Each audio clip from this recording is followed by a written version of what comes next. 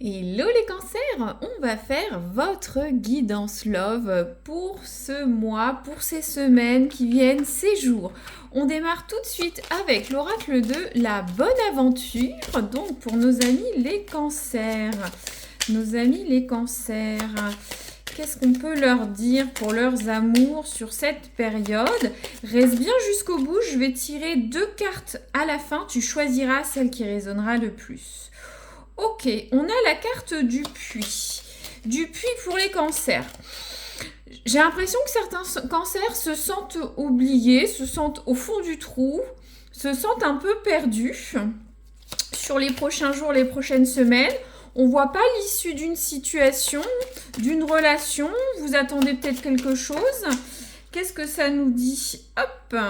Alors, on a la carte de la surprise. Bon, dans tous les cas, ça va rebondir. Il y a une période de flou, d'attente, mais il y a quelque chose de surprenant qui va arriver. Soit on va vous faire une surprise, ou vous allez faire une surprise, vous allez faire une rencontre étonnante. Ok, je vais étayer avec d'autres cartes.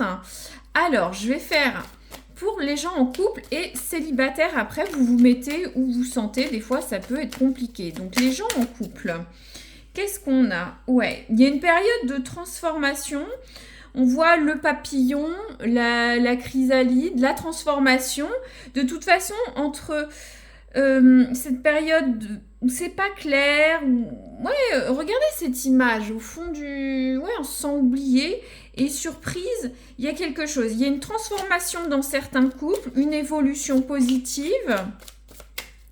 On sort de l'hiver, on va vers l'été, c'est une métaphore, mais vous comprenez. Et regardez, en plus, ça dit ça va s'activer, ça va arriver. C'est un peu l'idée de la surprise. Vous allez retrouver l'énergie dans le couple, une solution, peut-être aussi monter en engagement avec votre autre. Ok. Alors, pour ceux qui sont célibataires, nos cancers célibataires, qu'est-ce qu'on a pour les cancers célibataires? Alors, ouais. On a la carte de la fatalité. La fatalité pour ceux qui sont célibataires. Donc, on parle de détour d'intervention divine. Donc, je ne sais pas, ça peut être, vous allez faire une rencontre clé.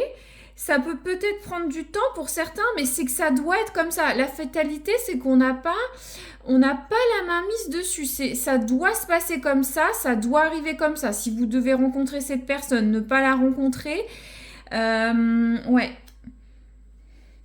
Ça peut être à double tranchant, hein. La fatalité, c'est pas méchant, c'est que ça devait se passer comme ça et vous n'avez pas la maîtrise. Et regardez, ça dit de rester dans une énergie d'harmonie. C'est un peu l'idée de l'univers. On a 2 fois la carte de l'arbre, pardon, avec l'ancrage. Parce que le yoga, bon, c'est une femme qui fait du yoga, mais le yoga, c'est l'arbre, c'est l'ancrage, c'est les postures. Donc vous êtes là où vous devez être. Ceux qui sont célibataires, peut-être que vous aimez votre célibat, peut-être qu'avec cette personne, ou comment vous allez évoluer ces prochains jours, ces prochaines semaines. En tout cas, vous allez vous sentir bien. Et s'il y a un peu de retard, c'est pas grave. Il y a peut-être une surprise, une rencontre amoureuse, hein. Ça peut être ça aussi, hein. Ok. Parce que l'éclair, ça peut être le coup de foudre pour les célibataires. Regardez. Regardez, ça parle de spontanéité pour vous les cancers. Soyez spontanés dans votre vie amoureuse. On a la carte de la surprise.